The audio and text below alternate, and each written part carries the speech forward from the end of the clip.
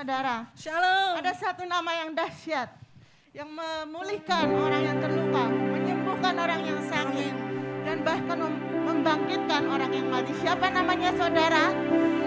Yesus. Siapa namanya saudara? Yesus. Namamu dahsyat Tuhan. Amin. Haleluya.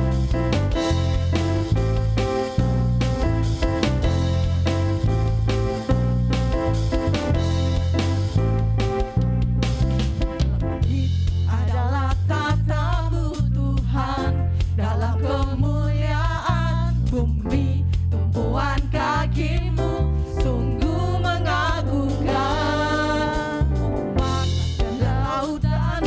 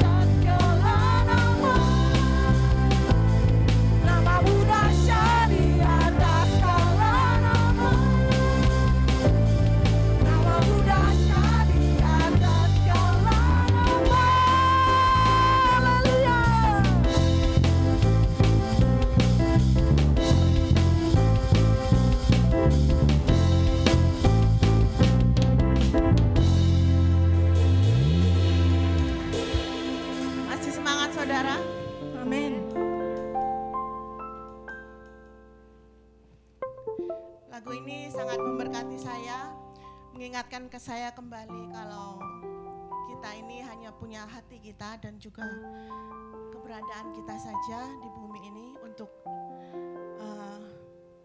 berbakti kepada Tuhan. Oleh karena itu saya mengajak seluruh jemaat pada pagi hari ini agar kita memberikan yang terbaik pada pagi hari ini dan juga menaikkan lagu cinta kita untuk Tuhan.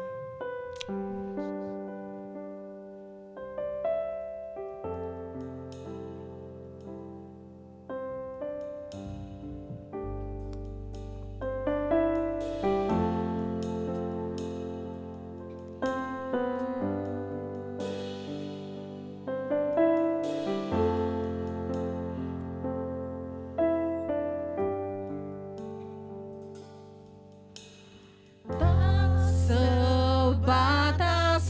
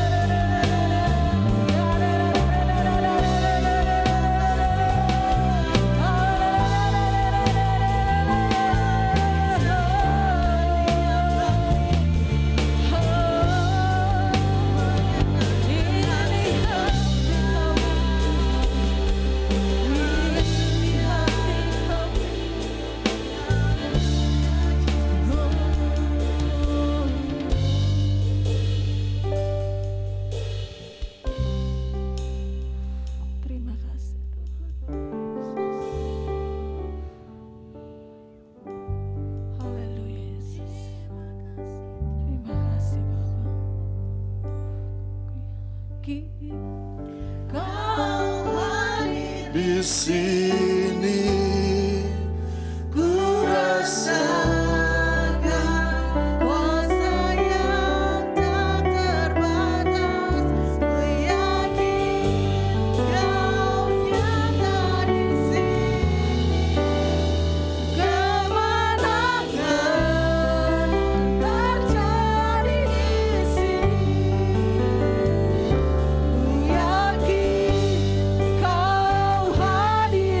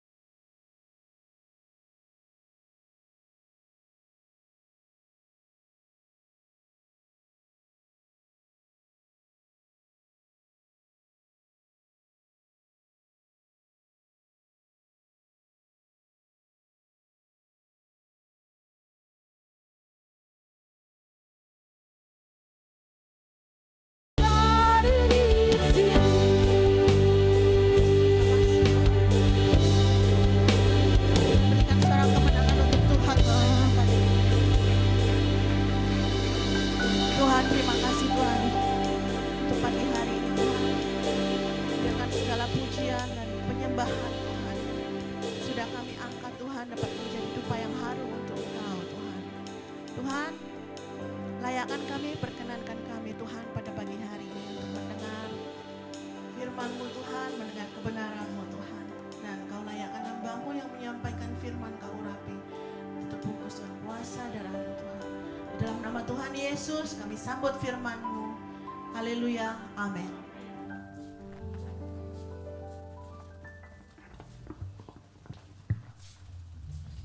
terlalu tengah.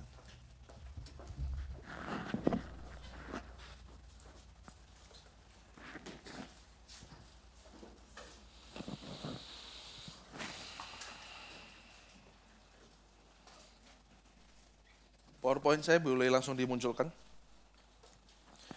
Oke, shalom. Masih kurang semangat. Shalom. Oke. Luar biasa pagi hari ini. Puji Tuhan. Oke. Siapa yang merasa hari ini adalah hari yang luar biasa, bisa kasih salam kanan kirinya, kasih tos saja seperti ini, oke? Yes, karena saya percaya ini minggu pertama untuk kita bisa beribadah bersama secara onsite. Dan masih ada beberapa tempat kosong Bapak Ibu, minggu depan bisa dipenuhin. Dan saya berharap Bapak Ibu kita bisa kembali onsite karena saya percaya kita belajar bahwa ketika kita harus online itu kurang nyaman, benar nggak? Benar nggak? Benar ya? Dan kalau kita diberi kesempatan Tuhan untuk bisa beribadah, bertatap muka, saling ketemuan, itu sebuah kesempatan yang ajaib. Setuju? Setuju? So, makanya jangan pernah sia-siakan kesempatan untuk beribadah. Amin. Saya percaya setiap Anda sudah 2 tahun kemarin merasakan bahwa ternyata ibadah itu sangat berharga. Dan saya merasakan hal itu. Amin Bapak Ibu. So saya ajak setiap Anda minggu depan. Minggu depan juga ibadah anak sudah mulai. Jadi anak-anak bisa diajak supaya kita sama-sama bertumbuh. Saya rindu sekeluarga kita sama-sama bertumbuh, mengenal Tuhan. Dan saya percaya kalau satu keluarga, firman Tuhan berkata gini, satu orang mengenal Tuhan, semua kenal Tuhan, benar ya? Tapi apalagi kalau satu keluarga sama-sama bertumbuh di dalam Tuhan, akan terjadi kegerakan yang ajaib. Amin.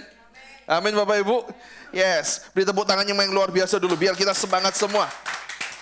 Oke, minggu kemarin dalam pendahuluan tentang Triwira, setiap kita sudah belajar bahwa Apa sih yang membuat Triwira itu berbeda dari para pahlawan-pahlawan yang Daud miliki, dari pahlawan-pahlawan yang lainnya? Dan Bapak Ibu, yang buat mereka berbeda adalah Triwira ini memiliki kedekatan pribadi dengan Daud. Kemarin ya, saya mau sedikit review. Mereka punya kedekatan, makanya mereka bisa ngerti hatinya Daud.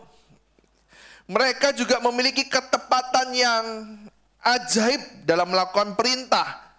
Dan Bapak Ibu, bagi mereka, apa yang Daud katakan, isi hati Daud, kalau saya mau berkata, kalau dihubungkan dengan firman Tuhan, bahwa firman Tuhan itu adalah perintah yang harus dilakukan apapun taruhannya. Amin. Amin. PowerPoint saya belum bisa keluar. Sudah? Oke. Nah, Bapak Ibu, ada quotes yang cocok mendefinisikannya. Nah, bila Anda dan saya mau menjadi Triwiranya Tuhan, siapa yang rindu jadi Triwiranya Tuhan? Setuju ya? Oke, Anda nggak rindu, nggak usah angkat tangan, nggak apa-apa. Jadi, Bapak Ibu, di tempat ini saya biasakan bahwa kalau Anda rindu, Anda respon dengan cepat. Kalau Anda nggak rindu, it's okay, no problem. Amin? Saya ulangi, siapa yang setelah dengar firman kemarin tentang Triwira? Anda punya kerinduan, Tuhan, aku mau kayak mereka. Bisa angkat tangannya? Oke. Bapak Ibu, ada quotes yang cocok mendefinisikannya. Bila Anda dan saya mau jadi Triwiranya Tuhan, maka hal pertama, hal utama yang harus kita lakukan, yaitu ini. Menempatkan visi Tuhan di atas visi pribadi kita. Amin?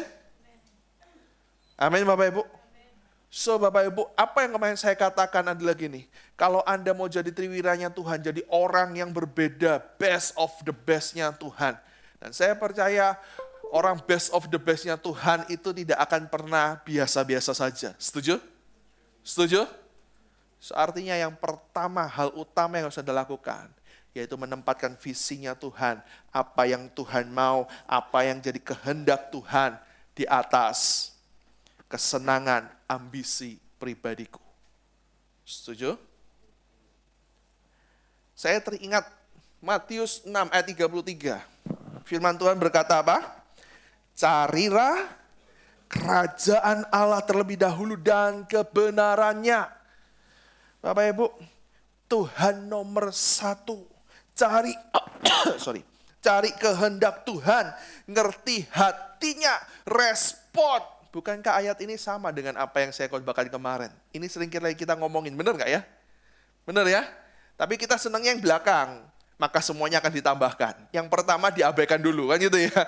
Oke? Bapak Ibu, cari dahulu kerajaan Allah apa? Cari kehendak Tuhan, apa yang Tuhan mau. Kalau itu Anda tempatkan di nomor satu, maka ayat berikutnya akan terjadi dalam hidupmu. Maka semuanya akan ditambahkan kepadamu. Apa yang ditambahkan? Yang engkau cari hari-hari ini, yang engkau butuhkan, yang engkau ingini. Itu akan ditambahkan dalam hidupmu. Amin Bapak Ibu. So, ini yang kemarin kita belajari. Dan hari ini, saya ingin bawa Anda masuk lebih dalam, lebih ajaib lagi. Kita akan belajar dari salah satu Triwira. So, 3 minggu ke depan, kita akan belajar dari masing-masing Triwira. Hari ini, kita akan belajar dari yang namanya Isi-Baal, orang Hakmoni. Siapa dia? Dan Bapak Ibu, kalau Anda baca nanti, Isi-Baal orang Hakmoni, ini adalah kepala atau pimpinan dari Triwira. Jadi dari 3 orang yang paling luar biasa, ini ada pimpinannya, ada leadernya. Gitu ya. Namanya Isi-Baal orang Hakmoni. Kalau Daud lagi absen, dia yang mimpin. Dia yang dipercayai. Nah, hari ini, pagi hari ini, saya pengen buat setiap Anda sama-sama kita belajar dari tokoh ini. Bagaimana Isi-Baal orang Hakmoni ini bisa sampai di posisi yang dia punya hari ini. Apa yang buat dia bisa berada di sana? Supaya Bapak Ibu, kenapa kita belajar? Supaya saya rindu, Tuhan rindu setiap Anda dan saya juga bisa sampai di posisi yang sama, yaitu posisi pemimpin, leader. Amin. Amin. Siapa yang di sini mau jadi orang yang biasa-biasa saja? Enggak ada yang angkat tangan? Oh, berarti setiap Anda tidak mau biasa-biasa saja. Setuju? Setiap Anda mau jadi yang paling luar biasa. Bapak Ibu, kalau bisa kita jadi apa? Leader. Pemimpinnya. Amin. Amin. Jadi Triwira aja sudah hebat. Apalagi jadi pemimpinnya. Amin. Nah, hari ini kita akan belajar apa sih kehebatan orang ini? Gitu ya. Apa sih yang buat dia begitu luar biasa sampai Daud mempercayakan pemimpin, sampai dia dihormati dengan begitu banyak, bahkan di antara Triwira sendiri, dia ini pemimpinnya. Apa yang buat orang ini diangkat menjadi kepala atas dua orang lainnya? Nah, Bapak Ibu, saya yakin yang pertama karena kemampuan perangnya. Oke, kok cepat sekali ya berpindahnya? It's okay. Oke, 2 Samuel 23 ayat 8 bagian B, ini ayat yang kita baca kemarin. Kalau Anda masih ingat, ayat 2 Samuel 23 bagian 8b mencatat bahwa gini, Isiba'al orang Hakmoni itu suatu kali ia mengayunkan tombaknya melawan berapa orang? 800 orang yang tertikam mati dalam satu pertempuran. Artinya orang ini hebat banget. Orang ini luar biasa. Bayangin Bapak Ibu, dia bisa bunuh 800 orang dalam satu pertempuran. Itu bukan perkara yang gampang. Saya percaya itu perkara yang sangat sukar sekali, benar? Bahkan dia habisi musuhnya 800 orang dengan hanya tombak. Kalau hari ini Anda bawa brand, tahu brand? Tahu? Ini bahasa anak-anak atau bukan susu brand ya. Tapi tembak itu ya, kalau kita ngomong anak kecil brand ya, dah. Kalau Anda kayak Rambo mah agak, meskipun 800 orang nggak gampang, tapi kalau Anda punya machine gun, itu lebih mudah daripada Anda bawa tombak. Benar? Tapi orang ini dalam satu kali pertempuran, dia bisa habisin 800 musuhnya hanya dengan tombak. Artinya gini, wow, benar-benar luar biasa. Setuju? Setuju Bapak Ibu? Nah, tapi sebetulnya ada hal yang harus diperhatikan. Apa yang buat orang ini luar biasa selain kemampuan dalam berperangnya. Dan saya ingin buat Bapak Ibu mengerti, karena saya percaya seperti ini. Tidak ada bagian sekecil apapun yang tertulis di Alkitab, yang ada di Alkitab, itu tidak ada artinya. Perhatikan. Ini yang saya percaya dan saya ingin bagi buat Bapak Ibu. Bapak Ibu percayailah, karena tidak ada bagian sekecil apapun yang di dalam Alkitab, yang ditulis di Alkitab, itu tidak ada artinya. Artinya gini, setiap perkataan dalam firman Tuhan itu punya makna. Amin. Bahkan dari yang paling kecil sampai yang paling luar biasa, itu semua punya makna yang ajaib. Dan hari ini kita akan belajar dari hanya sepotong ini. Saya akan bawa Bapak Ibu ngerti bahwa ternyata satu ayat akan bisa cerita banyak hal buat kita. Kita akan banyak bisa ngerti. Dan kenapa ini ditulis? Kalau Alkitab sudah menulis, hanya muncul sebuah nama. Itu artinya memiliki arti yang penting. Memiliki makna yang penting. Setuju? Oke ya?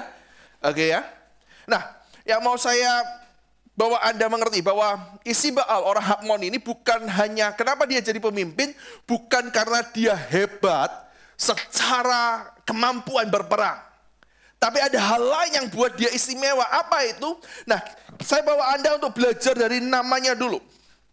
Nah, Isiba'al orang Hakmoni. Isiba'al itu dalam bahasa aslinya Ibrani memiliki arti kata duduk di tahta.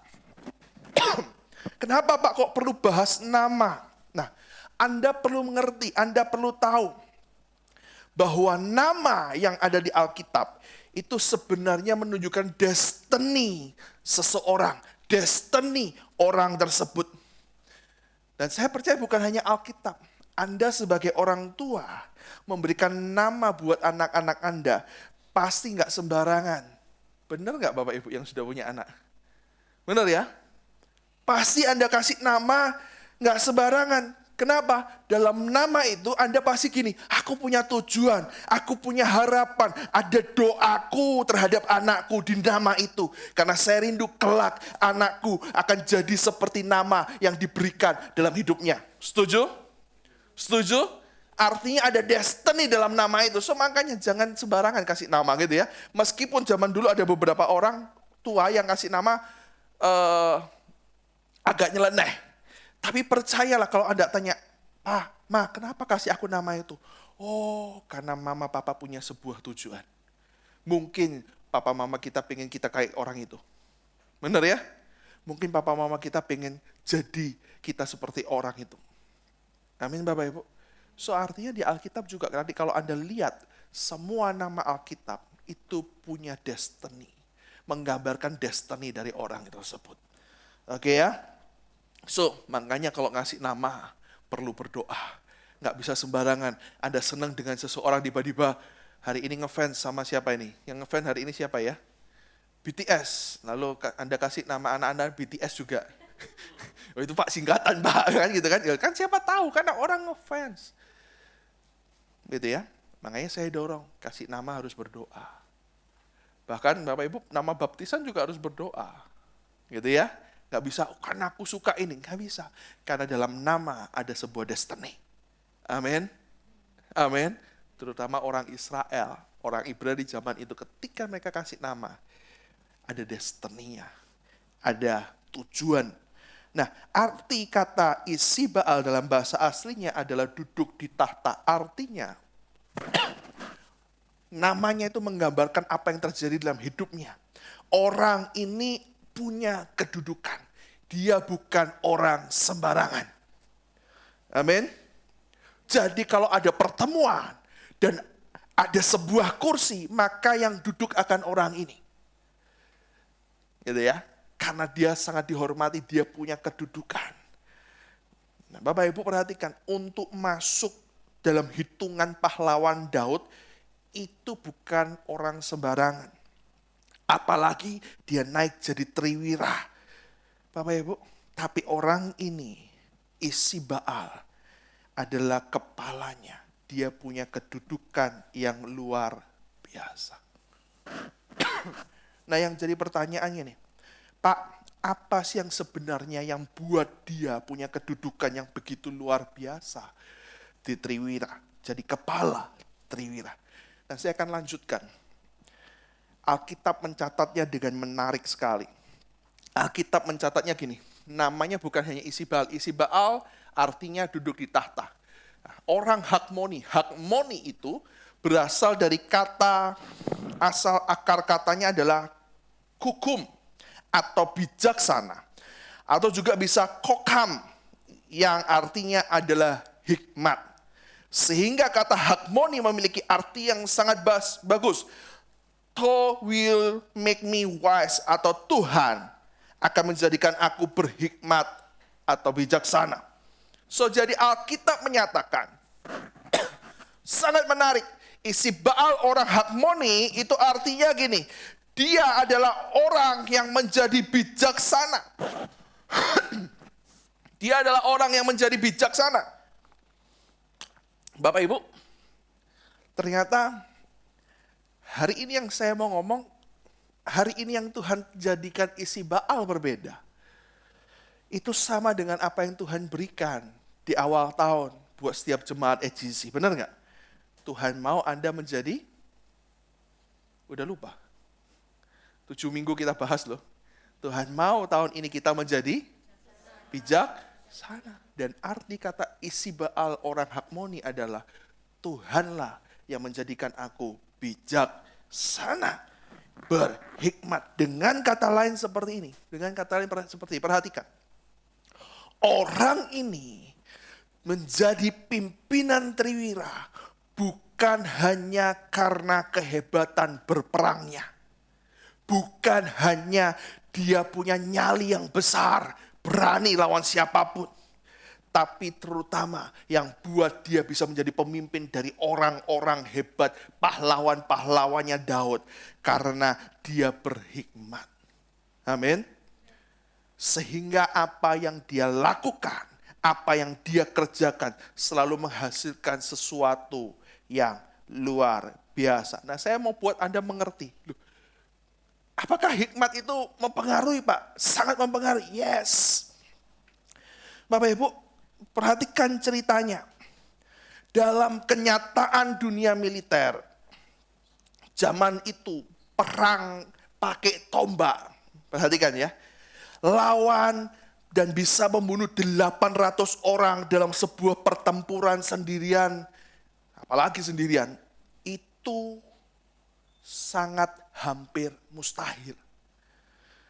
Bisa bayangin nggak? Saya mau kasih gambaran. Tombak itu kan tongkat gitu ya. Tongkat mungkin bisa besi, tongkatnya besi. Di ujungnya mungkin ada tombaknya. Jadi senjatanya seperti itu. Oke? Nah, dalam dunia militer, gak usah militer lah. Siapa yang pernah dikeroyok orang? Loh, iya loh. 1 lawan 10 aja nggak gampang, bener nggak? Bener nggak? Setuju nggak? Kalau Anda hebat jago bela diri pun, minimal tenaga Anda bisa habis duluan. Itu 10 orang tenaganya nggak habis-habis. Anda tenaga 1 orang, bener nggak sih? Iya kan? Pak, mungkin Pak, dia bisa bunuh 800 orang. Kalau orangnya nggak pakai senjata semua. Orangnya nggak bisa bela diri. Loh, gampang 800 orang, bener ya? Tapi hari itu perhatikan, yang dia musnahkan, dia habisin adalah orang-orang tentara di medan perang. Artinya mereka pakai perisai, mereka bawa tombak, mereka bawa panah, busur, mungkin juga mereka bawa pedang. Dan mereka bukan orang sembarangan. Mereka ini prajurit di medan tempur. Artinya adalah orang-orang yang sudah siap. Apapun resiko, pakai pakaian lengkap. Benar? So bisa bayangin nggak? Gampang nggak? Kalau Anda nonton film, namanya film ya. Kalau film ya, shred ya toh. Sekali shred 200 orang mati ya kan, itu ya gampang, 3-4 kali ayun kan gitu. Tapi kenyataannya bisa bayangin nggak? Susahnya minta ampun. Tapi ini yang saya dapetin. Saya nggak tahu apa yang dia lakukan hari itu. Tetapi Alkitab jelas mengungkapkan melalui namanya. Dia adalah orang yang menjadi bijaksana. Artinya gini, orang ini, isi Baal orang Hakmoni, itu nggak berperang hanya dengan keberaniannya. Kalau orang cuma keberanian, dia masuk medan perang. Ayo, siapa lawanku? Nah, gitu ya. Ya kan? Lawan sudah, mungkin kalau Anda benar-benar jenderal yang hebat, mungkin 50 orang, 100 orang tenaga Anda sudah habis, kewalahan. Bayangin, benar nggak? Dia nggak hanya muncul dengan keberanian, tapi dia muncul dengan hikmat. Apa artinya hikmat? Dia muncul dengan yang namanya strategi. Dia sangat tahu bagaimana menggunakan kemampuan berperangnya dengan tombak. Dia sangat tahu bagaimana cara mengayunkan tombak dengan cara yang tepat. Dan dia juga tahu bagaimana bisa menghasilkan pertempuran dan kemenangan yang besar. Karena dia berperang dengan strategi, dengan bijaksana. Amin. Amin. Gimana Pak pertempurannya? Ya saya nggak mau menambah apapun, Alkitab tidak mencatatkan. Tapi saya tahu, dia nggak hanya asal berperang. Tapi dia berperang dengan hikmat. Makanya dia mendapatkan sebuah kemenangan yang sangat besar. Amin. Mulai bisa menggambarkan? Mulai bisa menggambarkan? Kalau orang cuma datang dengan kekuatan keterampilan lawan 800 orang, saya nggak yakin bisa menang sehebat apapun. Setuju? Tapi kalau dia perang dengan mengandalkan taktiknya dia, wah, saya percaya hal ini bisa terjadi. Amin Bapak Ibu. So artinya ini orang jadi pemimpin, bukan karena hanya keberanian, tapi juga bijaksana. Dan Bapak Ibu, sebetulnya 2 hal inilah yang dibutuhkan oleh orang percaya ketika kita berperang, ketika kita menghadapi hidup ini. Bapak Ibu, apa yang harus kita butuhkan? Kita harus butuh yang namanya keberanian dan bijaksana. Amin. Amin Bapak Ibu. Gabungan dari dua hal ini akan menjadikan kemenangan besar berada di pihak kita. Orang yang berani, saya kasih bahasa gampangnya lah, orang yang punya nyali. Anda punya nyali? Tahu nyali ya? Ini yang dari luar pulau tahu nyali? Nyali itu keberanian. Kalau bahasa Surabayanya, bonek. Ya kan? Tapi kalau cuman bonek gak ada bijaksana, bapak belur. Ya itu kan, benar gak? Benar gak Bapak Ibu? Kalau kita cuma punya satu, hasilnya pasti berbeda. Ya kan? Nah, Bapak Ibu, orang seringkali cuma punya satu. Kalau orang cuma punya nyali, pokoknya aku wani, maka hasilnya akan berantakan. Dan kadang-kadang orang yang punya nyali tidak bisa menyelesaikan apa yang dia mau. Benar? Benar? Apa? Karena orang-orang punya nyali cuma gini, tabrak sini, tabrak sana, benar ya? Kalaupun bisa berhasil, babak belur, babak belundas, kan gitu ya. Menangnya cuma menang tipis, untung menang, kan gitu kan. Cuman beda nyali, kan gitu kan. Benar nggak? Tapi juga sebaliknya, kalau orang cuma punya bijaksana, nggak punya nyali, maka orang ini juga nggak akan bergerak kemanapun. Halo? Kalau orang cuma yes aku bijaksana ini, aku punya pemikiran ini seharusnya begini, begini, begini. Tapi kalau kamu nggak punya nyali, ya kamu nggak akan bergerak kemanapun. Kenapa? Karena kakean mikir. Jadinya penakut. Penakut yang bersembunyi di kata-kata bijak. Loh, kita harus bijak, to'ah sini, wedi.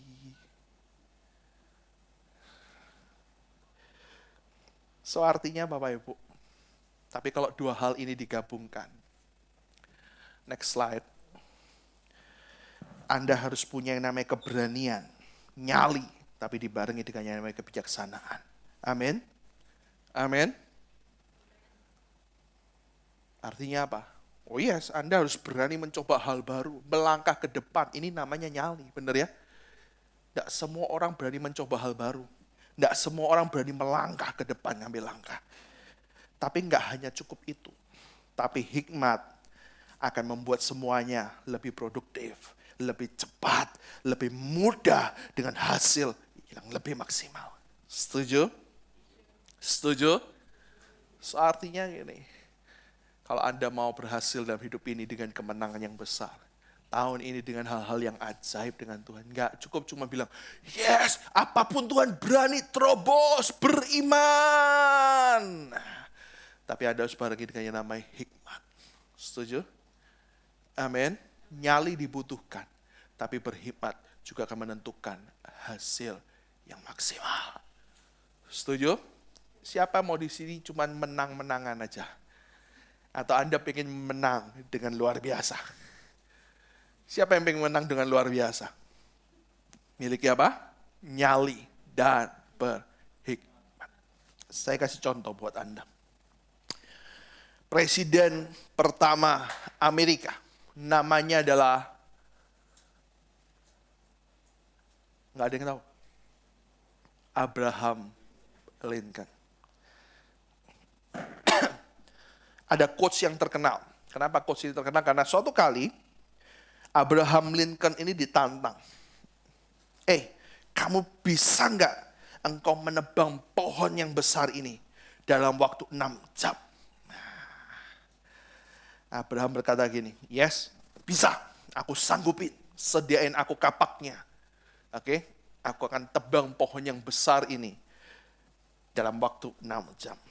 Bapak Ibu, kenapa? Karena Abraham juga punya latar belakang. Dia adalah penebang pohon. Gitu ya. Dia yakin. Nah, dia adalah penebang pohon yang ahli. Tapi Anda tahu apa yang dia kerjakan? Dia punya waktu 6 jam. Tapi 4 jam pertama apa yang dia lakukan? 4 jam pertama dia mengasah kapaknya dengan benar-benar sampai benar-benar tajam. Sesuai dengan apa yang dia mau, 4 jam. Baru 2 jam sisanya dia lakukan untuk menebang pohon. Dan akhirnya pohon itu berhasil ditebang. So Bapak Ibu, Abraham Lincoln bukan hanya punya nyali, tapi dia punya hikmat. Amin. Kalau orang nggak punya hikmat, dia akan gunain kapak. Makanya kalau kapak itu kalau nggak tajam mana bisa. Tapi kalau kapak itu sudah benar-benar tajam, maka dia akan jadi efektif luar biasa. Setuju? Mulai ngerti sesuatu, bahwa hikmat akan membantu. Tapi tanpa nyali pun Anda tidak akan pernah kemanapun. Dalam hidupmu perlu penggabungan dua hal ini. Perlu yang namanya nyali untuk mencoba hal baru, melangkah, meskipun kadang-kadang kita nggak ngerti ke depan kemana, tapi harus dibarengi dengan yang namanya hikmat. Setuju? Jangan pernah bersembunyi atas nama hikmat. Amin. Amin. Oke. So, isi Baal orang Hakmoni ini adalah pemimpin yang bernyali dan bijaksana. Maka dari itu dia didirikan kepala dari Triwira. Karena dia bukan hanya berani, tapi dia juga bijaksana dalam menghadapi banyak hal. Dan Bapak Ibu, siapa yang percaya di tempat ini bahwa setiap Anda yang ada di tempat ini, itu dipilih Tuhan, bukan hanya untuk menjadi orang Kristen biasa-biasa saja, melainkan jadi pemimpin, jadi kepala, jadi leader. Siapa yang sini percaya, yang hadir di tempat ini, bahwa setiap kita itu Tuhan pilih, bukan untuk jadi orang Kristen yang biasa-biasa, tapi jadi orang Kristen yang menjadi pemimpin, menjadi leader, menjadi kepala. Siapa yang percaya? Amin.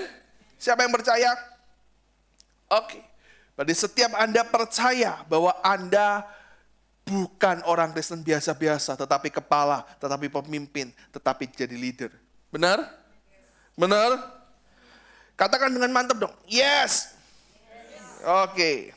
Karena saya percaya Bapak Ibu, setiap kita ini kepala bukan ekor. Oke. Coba ngomong sama sebelahmu, saya pengen ini. Pengen ngomong sama sebelah, dua-duaan aja ya. Gitu ya. Ngomong gini, nggak nyangka ternyata kamu pemimpin ya. Nah, coba ngomong, nggak nyangka loh, ternyata kamu pemimpin loh. Loh, gue tak ngomong ya. Nggak, saya nggak ketok. Ulangi sekali lagi, coba. Nggak nyangka ternyata kamu pemimpin juga. Nah, oke, kalau sudah ngomong gini, tunggu dulu. Bukan hanya kamu, aku juga pemimpin. Lo nyalinya nggak ada. Iya toh, Pak bijaksana kan malu, Pak. Lo ini nyalinya orang ono loh. Coba ngomong, tunggu dulu. Bukan hanya kamu, aku juga pemimpin.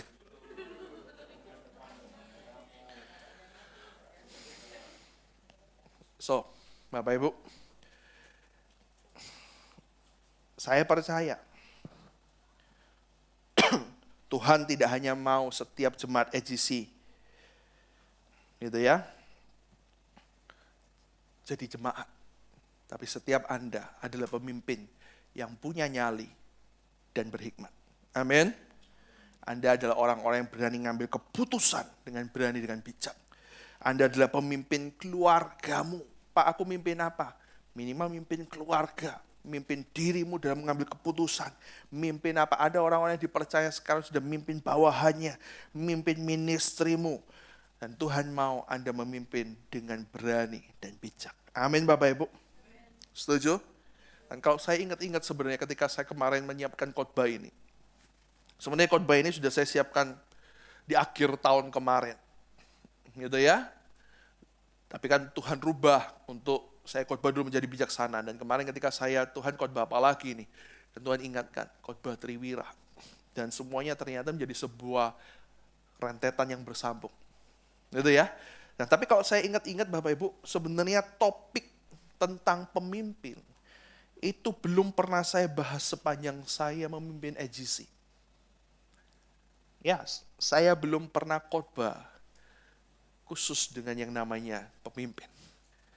So, kalau hari ini topik khotbah saya adalah the leader, pemimpin.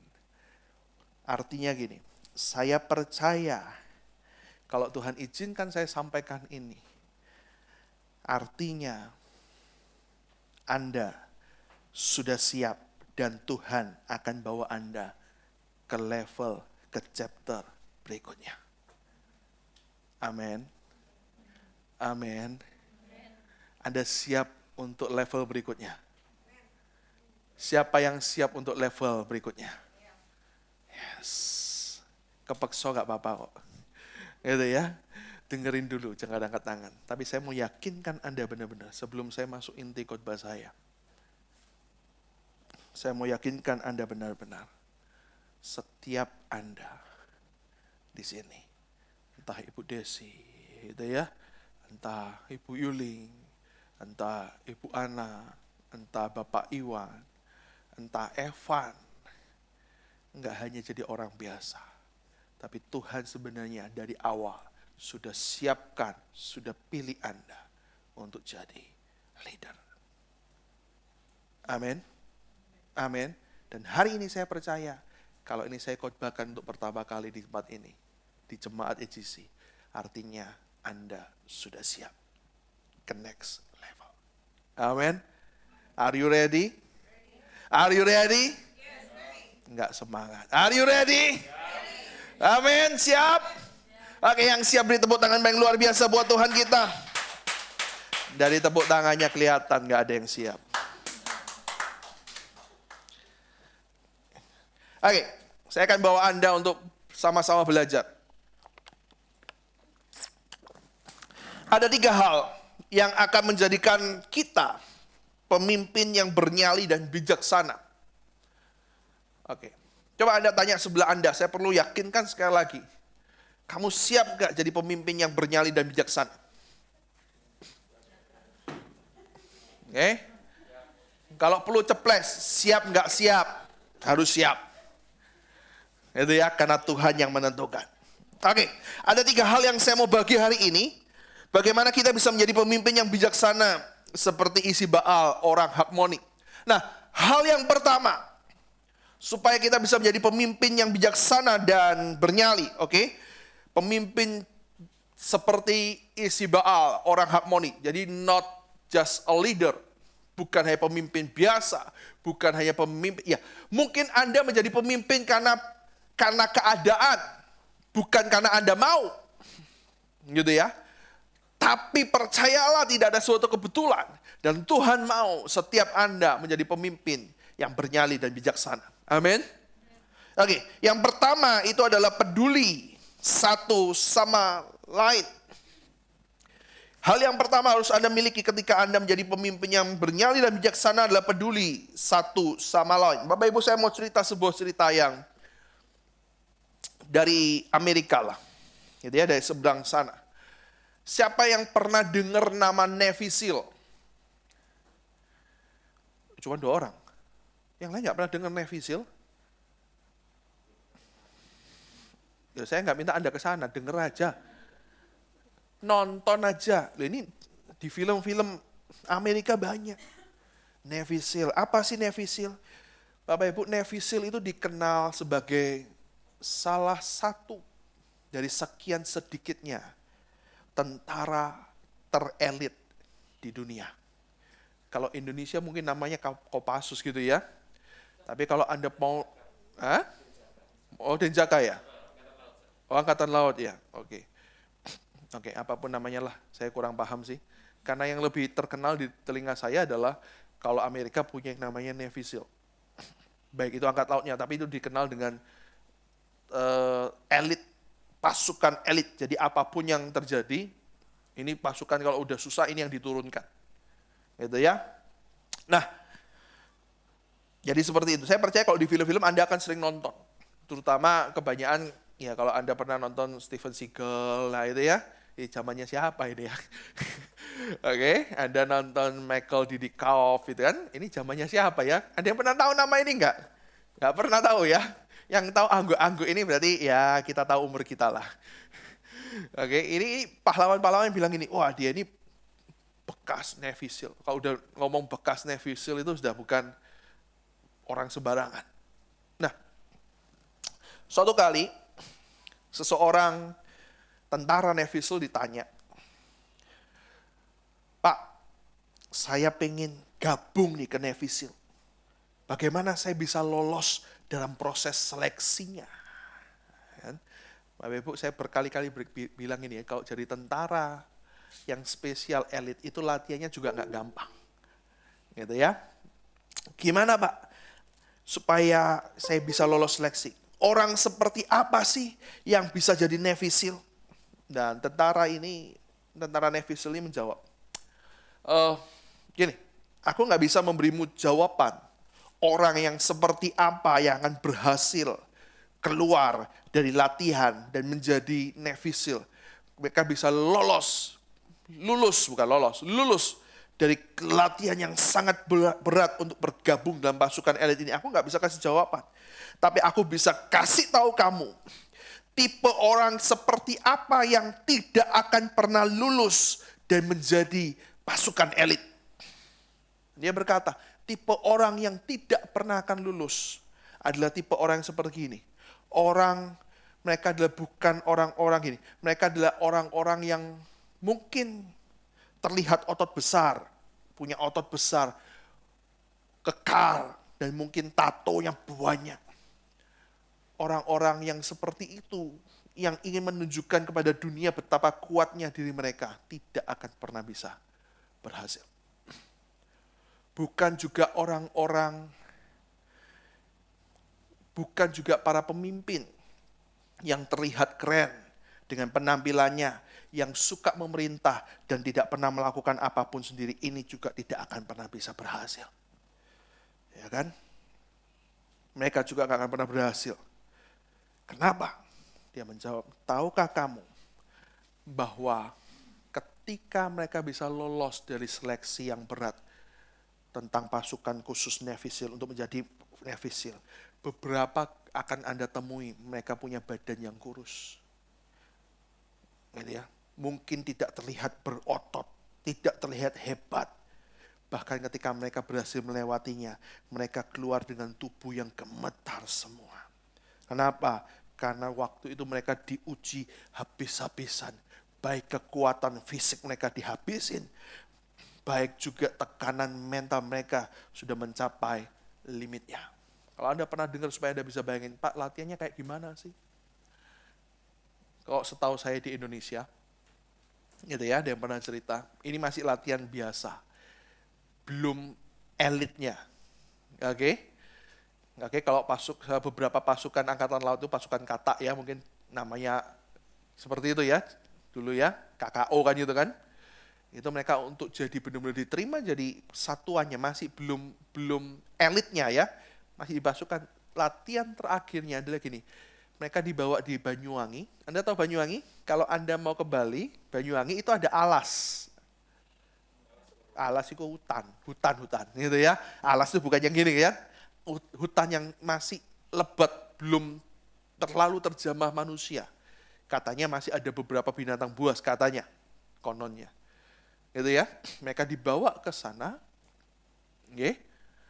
bahkan mereka dimasukin ke tong, mereka dari bukit di atas mereka suruh dimasukin dan digulingin. Setelah digulingin mereka harus renang sampai tengah laut, kan ada kapal yang menunggu di sana.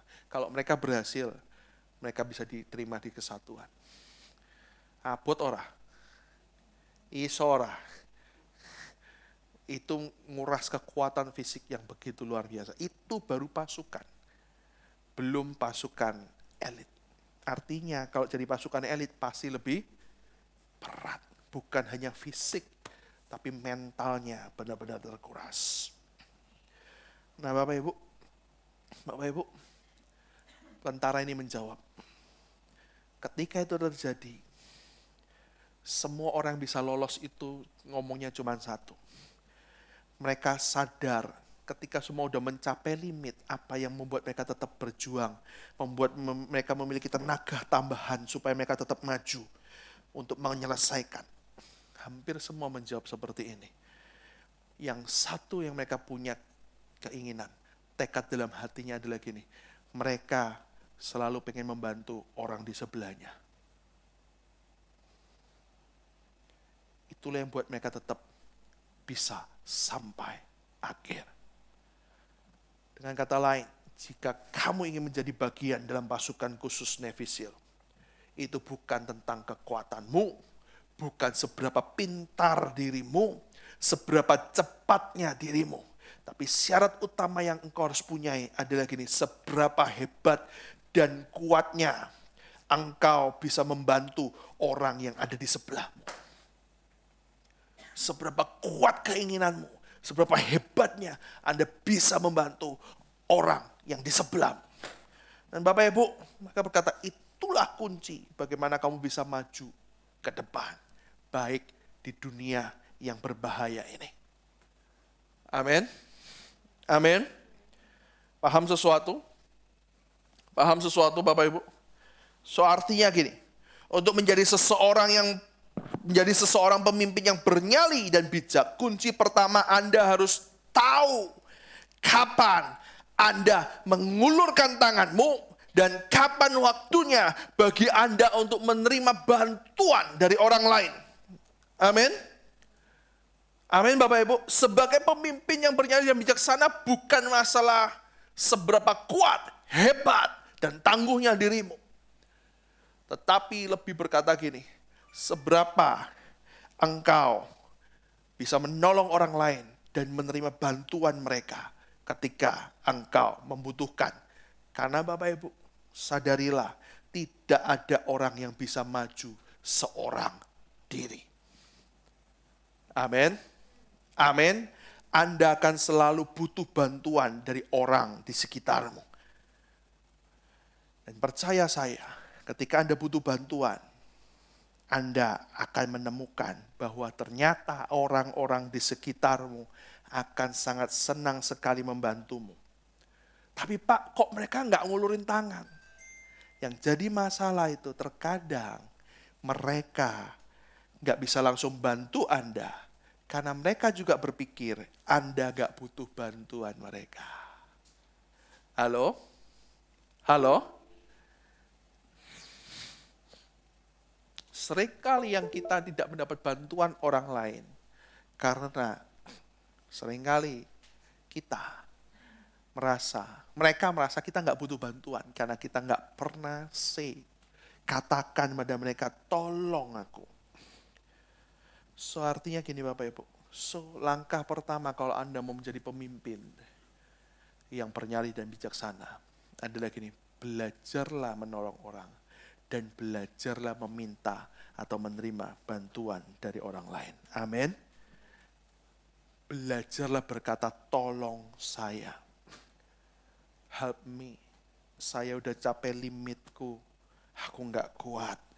Jangan gengsi. Menjadi pemimpin bukan orang yang ngerasa sok kuat. Amin. Amin.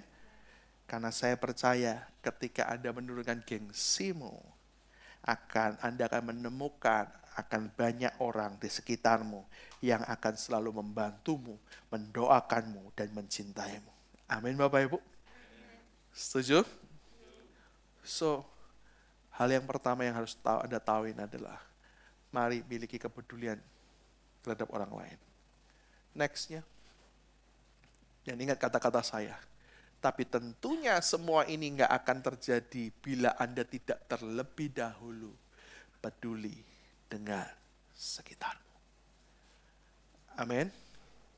Amin. So, mulai dulu peduli sama sekitarmu. Amin Bapak Ibu. Kalau Anda tanya sama istri saya, yang saya selalu ngomongin sama istri saya kebanyakan apa? Ya apa ya? Cide sini gimana ya? Supaya dia bisa ikut komsel, gitu ya. Masalahnya apa? Gitu ya. Kurudi ini loh, kok waktunya kelihatan habis ya? Ya kita bisa bantu apa ya? Ya kan? Tapi kalau nanti waktunya kebanyakan ya istrinya yang ngomel. Loh, kalau Anda tahu, itu yang selalu saya pikirkan. Anda tanya ke istri saya, hampir seluruh pembicaraan kita itu ngomongin, bukan gosipin orang, no. Oh ya mereka kayak gini. Apa sih yang saya bisa lakukan? Karena saya belajar menaruh kepedulian terhadap orang lain. Amin. Meskipun beberapa orang ngerasa tersindir sih, tapi itu puji Tuhan lah.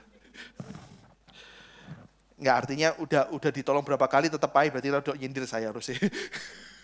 Nggak. Tapi saya mau membangun sebuah kepedulian. Amin. Mulailah dengan peduli dengan orang lain. Amin. Amin Bapak Ibu. Setuju? So, Anda nggak bisa. Pemimpin bukan sok gagah, sok hebat, Anda bisa melakukan semua, no. Tapi mulailah dengan peduli dengan orang lain. Yang paling kelihatan ibu gembala lah. Benar ya? Wah, kadang-kadang anaknya yang ngomel. Kan gitu kan? Ya ini kan gitu kan? Ya, tapi dari sana kita banyak belajar. Ternyata pemimpin bernyali dan bijaksana. Seperti isi Baal. Dia mulai, hal yang pertama yang dia miliki adalah peduli satu sama lain. Hal yang pertama. Hal yang kedua. Oke, hal yang kedua. Duh, kok ketiga? Kebacut ini. Hal kedua nggak ada. Mungkin next ya mungkin ke switch mungkin. Oh nggak ada. Oh ya wes jangan dimunculin dulu lah. Kebacut nanti ini. Oke, hal yang kedua adalah gini, catat aja. Sebagai pemimpin, kamu bisa mengambil semua pujian yang engkau dapatkan. Sebagai pemimpin tuh enak nggak sih? Enak loh, bener ya? Kalau pujian yang dipuji siapa? Pemimpinnya. Wah kerjaanmu hebat, padahal yang kerjakan satu tim toh. Tapi yang dipuji pemimpinnya. Kamu berhasil ya. Oke. Nah yang kedua gini, Bapak Ibu sebagai pemimpin, kamu bisa mengambil semua pujian yang kamu dapatkan dari dunia. Tapi, gitu ya, kamu bisa mendapatkan itu semua selama kamu juga bisa bertanggung jawab atas kesalahan yang timmu buat. Perhatikan, kalau Anda mau jadi pemimpin yang bernyali dan bijaksana, bernyali dan bijak, Anda bisa mengambil semua pujian yang ada untukmu.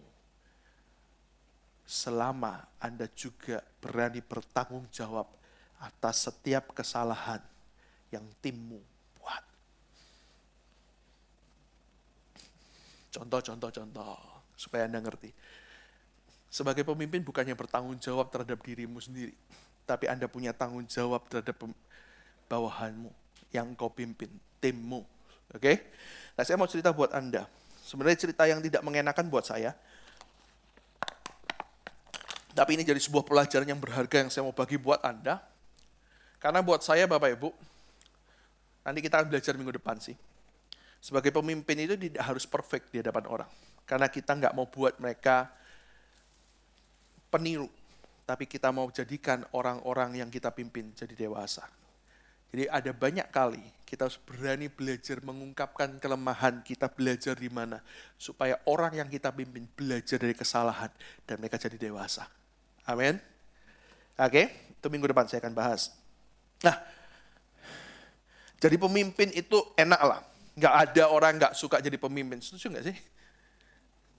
Iyalah, Anda bisa ngatur, ya kan? Semua ngikutin Anda. Kan gitu kan? Anda dapat pujian, bukan karena hanya sukses gitu ya. Anda harus belajar menerima apapun. Begitu juga dengan yang namanya tanggung jawab atas kesalahan yang mereka buat. Saya mau kasih contoh. Waktu sekitar 4 tahun lalu, ya pas 4 tahun yang lalu, 2018, di acara Munas GPIA, saya dipercaya jadi ketua panitia, pemimpinnya.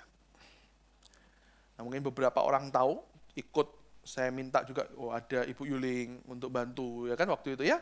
Ada Dian yang bantu Ibu Gembala. Ya toh? Kan nginep juga di apartemen kan? Nah, ya. Kalau bukan pemimpinnya nggak bisa masuk kamu. Nggak ada koneksi kan gitu kan? Loh, itu salah satu kemudahan yang kita dapat. Tapi yang saya mau cerita gini, saya sangat belajar banyak dari Munas 2018 kemarin. Nah ini yang saya mau ceritakan Anda as a leader. ketika saya menjadi orang yang memimpin dan bertanggung jawab. Nah, Bapak Ibu, supaya Anda paham sedikit, Munas itu acara sinode terbesar. Gitu ya, acara terbesar di sinode kita, di GPA. Acaranya 4 tahun sekali. Seharusnya tahun ini mulai. Tapi karena pandemi kayaknya diundur. Oke. Nah, 2018 kemarin bisa dibilang sukses. Saya mendapat banyak pelajaran baru. Mendapat banyak hal yang membuat saya belajar ke level yang berikutnya. Yang lebih tinggi dari yang pernah saya bayangkan. Yes. Acaranya meriah. Sukses. Sukses nggak dia? Menurutmu? Ya kan yang Jember ikut kan? Siapa yang datang? Muti aja. Ati, Ayu juga ikut. Sukses nggak? Sukses ya. Ya. Saya dapat pujian, pujiannya luar biasa. Wah, benar-benar. Baik pujian itu dari penanganan acara, dari hadir, datang, istirahat, makannya, semuanya sampai tutup. Hasilnya semua memuaskan. Dan belum lagi, setahu saya, pertama kali Munas digelar, sampai kemarin, Munas satu-satunya yang surplus sampai 40 juta ketika itu selesai semua. Baru Munas di Surabaya. Wah, artinya apa? Luar biasa. Gitu ya. Nah, saya sebagai pemimpinnya pasti bangga. Benar? Meski saya harus akui ada banyak kekurangan, ya. Tapi semua itu tertutup. Nah, yang saya mau cerita adalah satu hal yang paling membekas buat saya. Yang mungkin saya belum pernah ceritakan ke Anda. Hal ini sangat membekas buat saya, bahkan membekas ke arah yang kadang sebenarnya nggak enak. Gitu ya. Kenapa? Ketika acara Munas itu ada satu yang miss dari pengawasan saya. Sebenarnya bukan miss ya, saya udah tentukan orangnya, dan saya udah yakin dia bertanggung jawab, dia sudah ahli dalam bidang itu, dan ternyata kenyataannya itu lolos. Itu namanya buku acara, jadi mengalami keterlambatan. Soalnya buku acara itu sudah ada ketika hari H. Dan yang terjadi adalah terlambat. Adanya baru H+1. Dan itu jadi sangat-sangat krusial. Gitu ya. Dan padahal itu saya udah intens sekali, udah jadi enggak. Gitu ya. Karena semua sponsor kan masuk buku itu, jadi buku itu cukup penting. Dan acaranya, rondonya ada di situ. Jadi saya cukup banyak intens.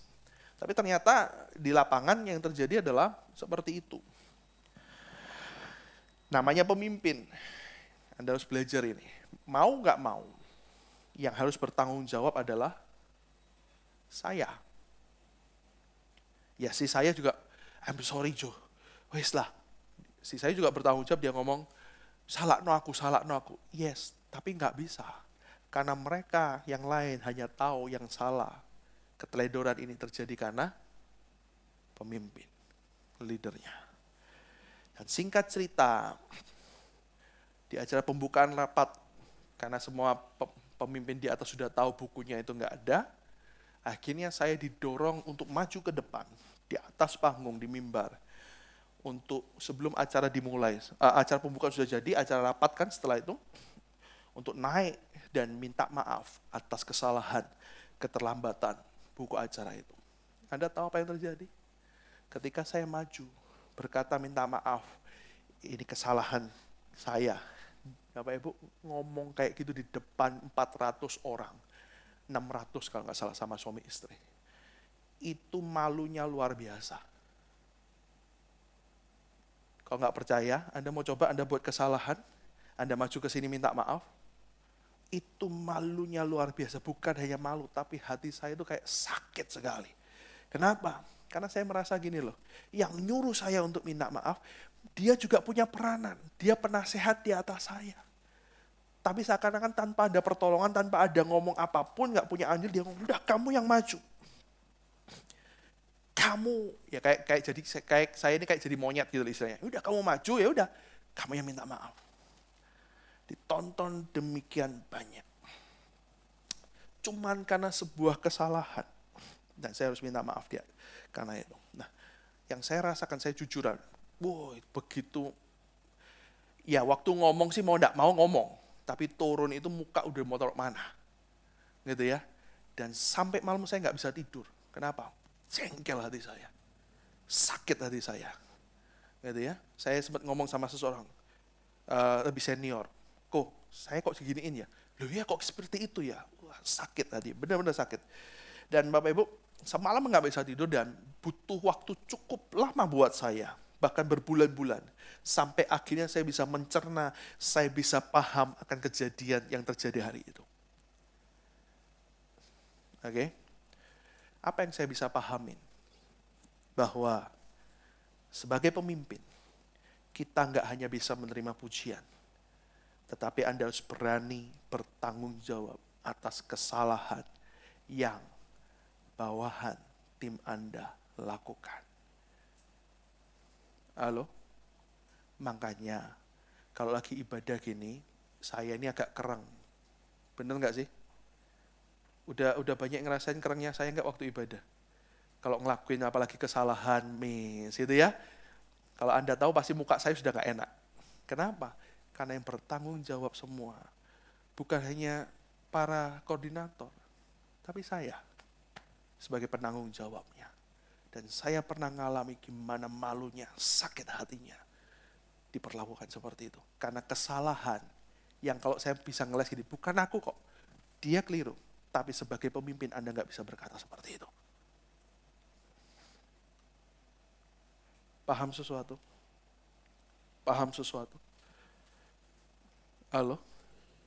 Tanggung jawab atas keliruan kita aja nggak gampang.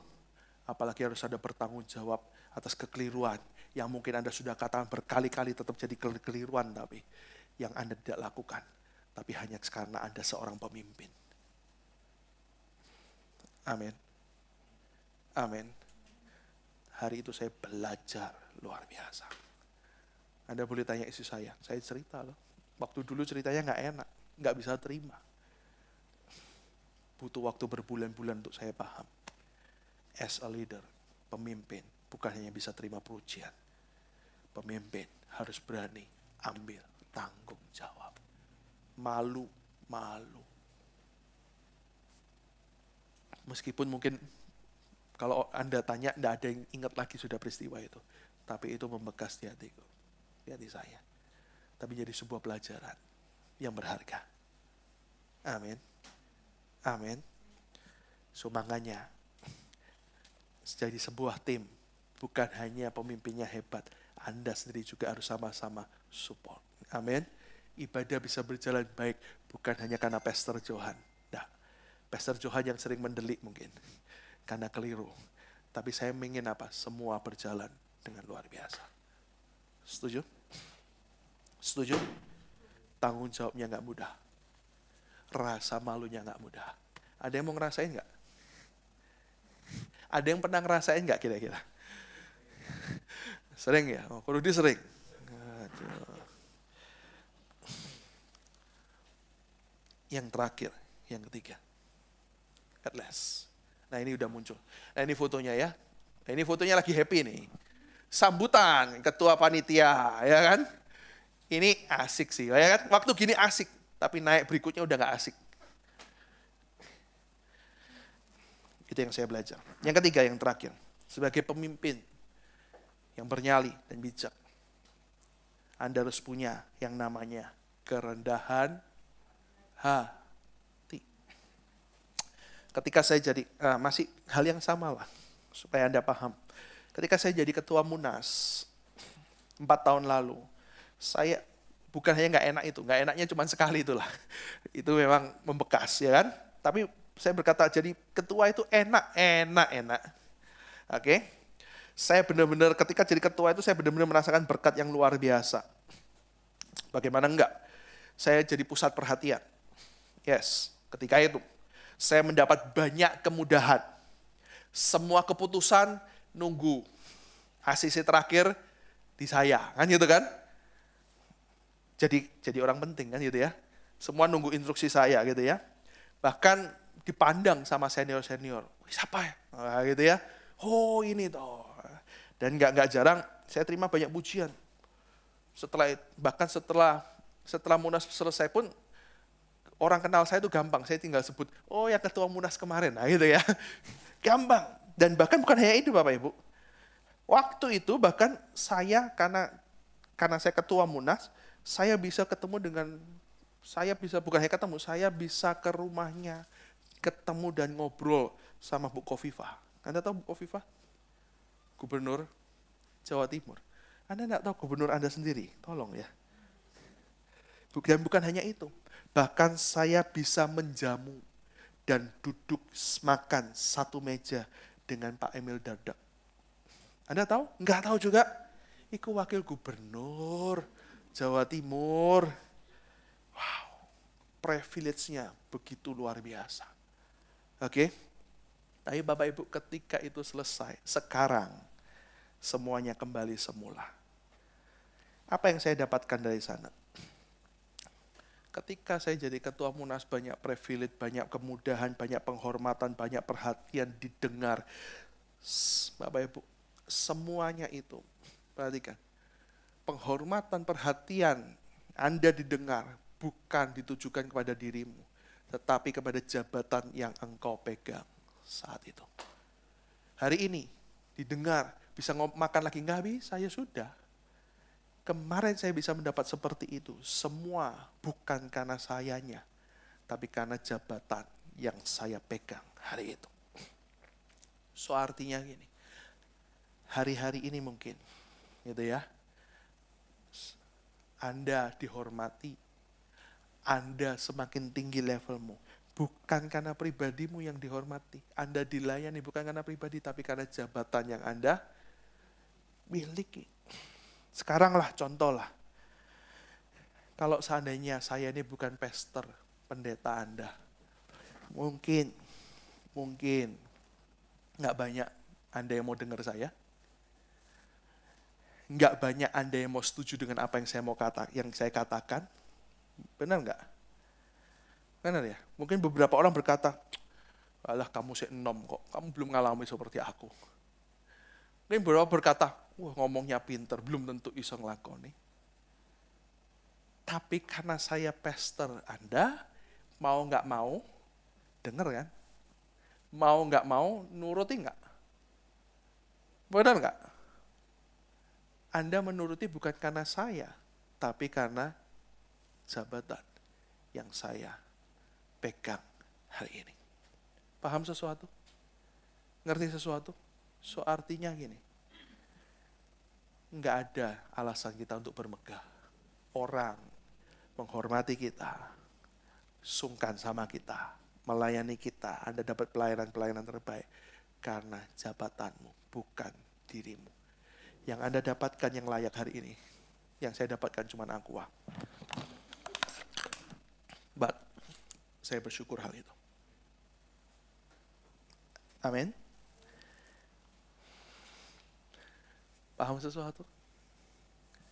So, tetaplah rendah hati.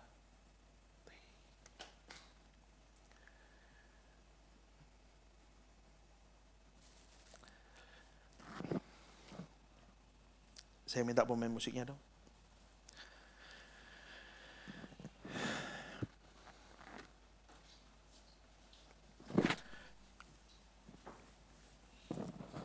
Gitar saya.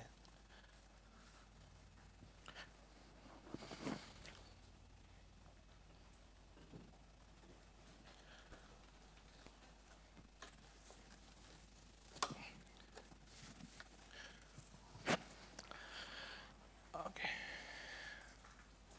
Anda bisa tutup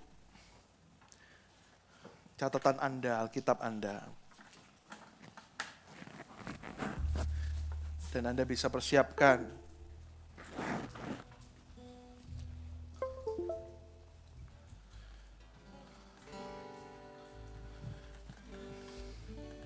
setiap perjamuan.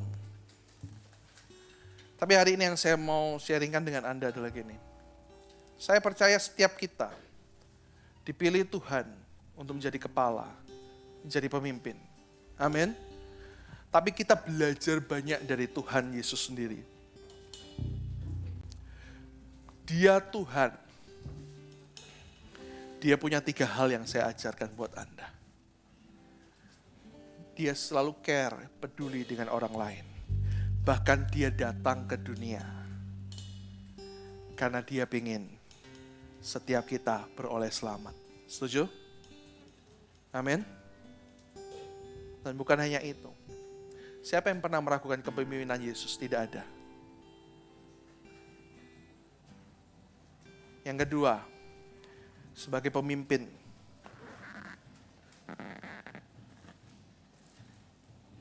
saya pikir suara sound. Ternyata ini suara depan ya. Oke. Kayaknya kurang cocok nih sama lagu saya nih, ketukannya. Evan jangan mau kalah ya. Oke. Tuhan Yesus, dia datang, dia pemimpin. Dia menunjukkan, dia pemimpin yang punya nyali dan bijak. Dia peduli dengan orang lain. Amin. Bahkan dia menanggung kesalahan yang Anda buat, bukan yang dia buat. Karena dia pemimpin dalam hidupmu. Setuju? Dia tanggung sampai di kayu salib buat Anda. Amin. Dan yang terakhir, seberapa hebat dia pun, seberapa luar biasanya apa yang sudah dia pernah lakukan dalam hidupmu. Dia gak pernah nuntut Anda balik. Justru dia menunjukkan kerendahan hati sampai mati di atas kayu salib. Amin. Dia gak pernah arogan menunjukkan, aku Tuhan. No. Ada banyak orang berkata, mana kau buktinya Yesus Tuhan? No. Justru dengan kerendahan hatinya, dia membuktikan dia pemimpin yang luar biasa. Amin. Amin. So, saya berharap teladan Yesus. Dan hari ini kita belajar Triwira. Bukan hanya sebagai sebuah pengetahuan. Tapi saya rindu setiap Anda hari ini tumbuh jadi pemimpin yang bernyali dan bijak. Dimanapun Tuhan percayakan hidup. Amin. Amin. Sama-sama ada pujian yang luar biasa. Pujian ini berkata, mengikut Yesus itu kesukaan. Mengikut Yesus itulah kesukaan hatiku. Yes. Ku lepas semua hakku untuk mengenal kehendaknya di hidupku, mengiring Yesus, itulah kekuatan hidupku. Ku yakin anugerahnya mampu jadikanku hamba yang berkenan selalu mengikut Yesus, itulah kesukaan hatiku. Yes, ku lepas semua hakku untuk mengenal kehendaknya di hidupku, mengiring Yesus, itulah kekuatan hidupku.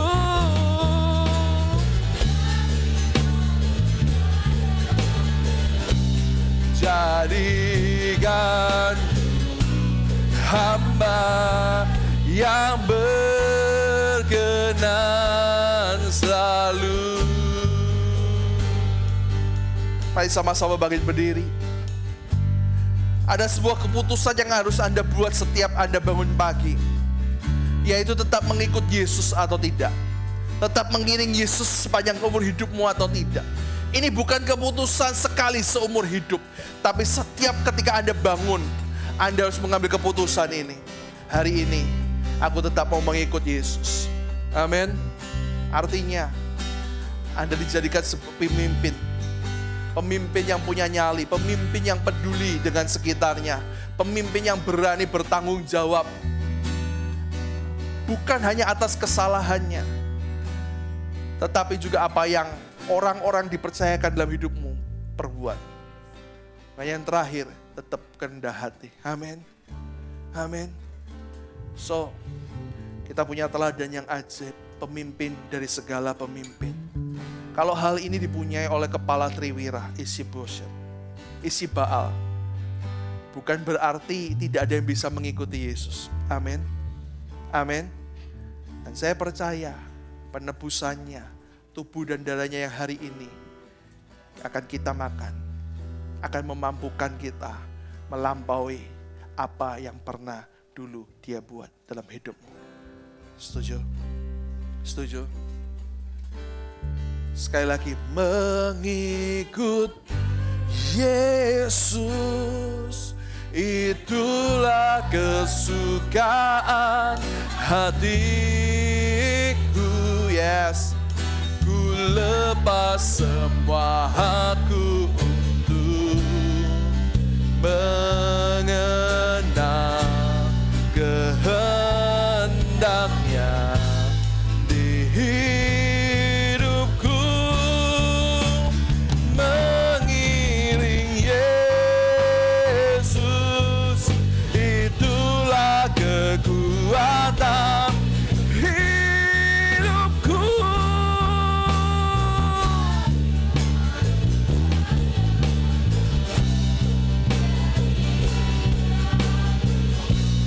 Hamba yang berkenan selalu, sekali lagi, mengikut Yesus.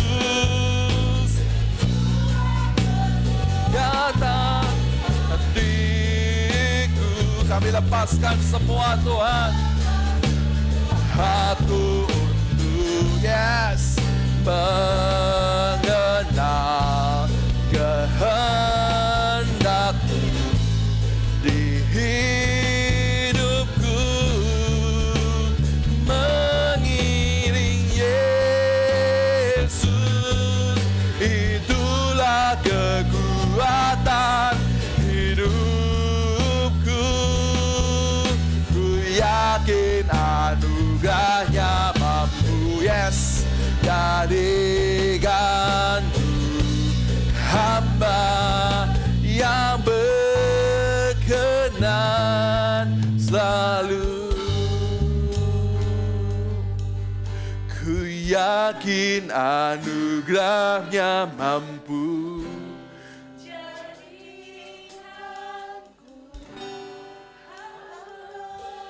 yang berkenan.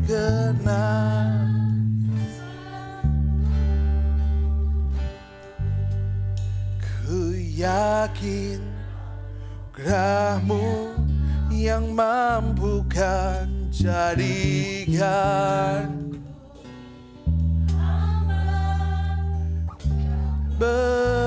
berkenan. Oh,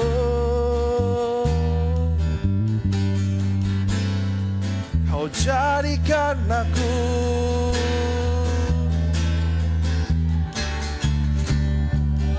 Jesus, haleluya.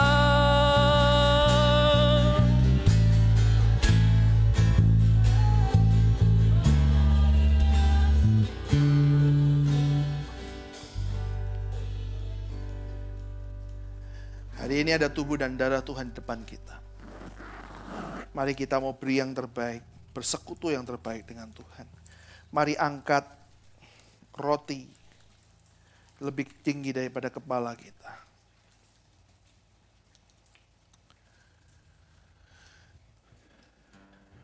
Biar tubuhnya menjadi satu dengan hidup kita. Apa yang dia pernah lakukan, kerendahan hati, selalu peduli dengan orang lain, berani bertanggung jawab, itu juga terjadi di hidupmu dan saya. Sehingga apa yang Dia firmankan jadi sempurna dalam nama Tuhan Yesus. Makan dengan percaya.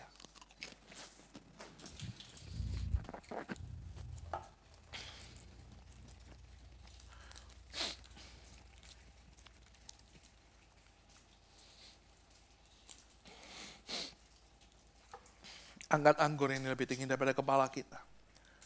Ini sebuah pengakuan penghormatan kita. Karena darahnya sudah dicurahkan. Yang memateraikan setiap apa yang akan kita terima. Semuanya sudah tergenapi dalam hidupmu. Amin. Amin. Minum dengan percaya. Dan biar darah ini menjadi kekuatan supaya kita bisa melakukan apa yang Dia mau. Dalam nama Tuhan Yesus.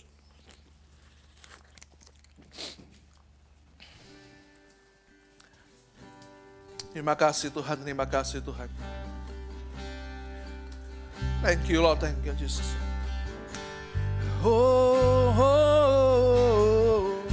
Terima kasih atas anugerahnya, atas kebaikanmu yang Kau buat di hidupku. Haleluya, haleluya, haleluya.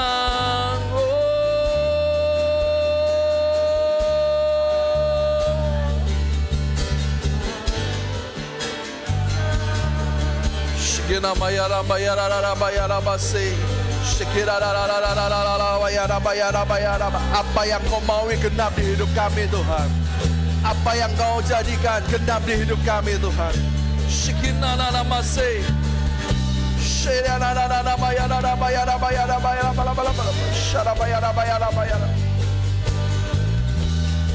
Jesus, Jesus.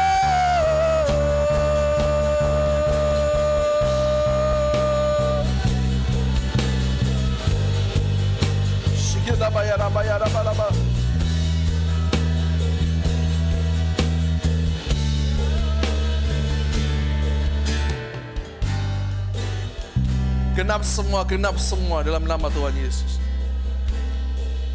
Apa yang difirmankan hari ini, semua genap dalam hidup kami Tuhan. Biar kami belajar dari teladan yang paling sempurna Tuhan. Tuhan kami Yesus Kristus. Terima kasih Bapak, terima kasih.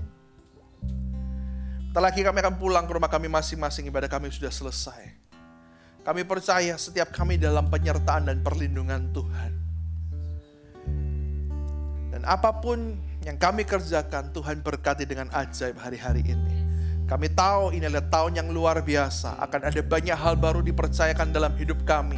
Ajar tangan kami, ajar hati kami siap untuk terima hal-hal yang baru Tuhan, yang dari Engkau. Sehingga ketika itu datang dan sudah datang hari ini, kami bisa memanfaatkan, membuatnya menjadi luar biasa seperti yang Tuhan maui. Terima kasih. Dan hari ini setiap kami paham, mengerti bahwa setiap kami dijadikan untuk menjadi pemimpin. Pemimpin yang punya nyali dan bijak Tuhan. Ajar kami selalu.